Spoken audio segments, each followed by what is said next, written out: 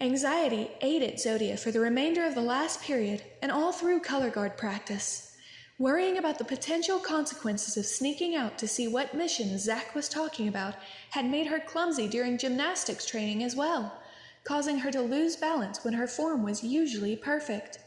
Finally, she made it home, tuning out her mother's insistent screeching. Zodia immediately headed upstairs to her room to try and focus on her homework, only to groan in frustration when she couldn't concentrate.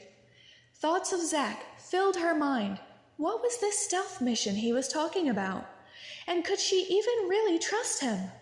She was going back and forth in a war with herself about whether or not she would go. Suddenly, her mother's irritated tone could be heard shouting at her that dinner was ready. Zodia ate her dinner quickly, too anxious to stay around her parents for longer than necessary. When she was finished, she rushed back to her room and began changing clothes.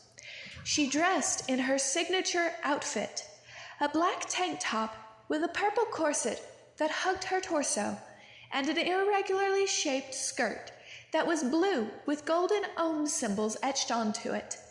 A purple pouch hanging from her hip that held a variety of crystals, complete with a few layers of black petticoats that made her skirt fluffy, and fishnets adorning her legs that led down to velvet red pumps. She finished the look with scarlet lipstick and placed her black-rimmed glasses on her nose. Her black hair was chin-length on the right side, while the left side hung down to her waist in a low ponytail. She grabbed her phone and satchel before heading to leave her parents' house to meet up with Zach. She snuck carefully down the hallway, keeping a close eye on her mother in the living room.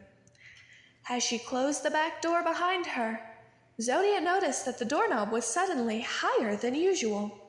Wait, that's not right. The doorknob wasn't rising. She was falling. As she glanced around in panic, she froze in awe at what she saw. There was a glowing white portal above her. She must have fallen through it.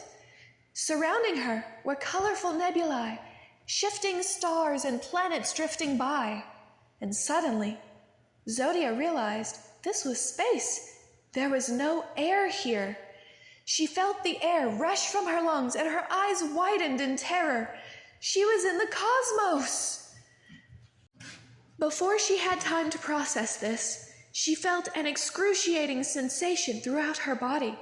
It felt as though every cell in her body was vibrating with an ethereal fire, and her vision grew blurry.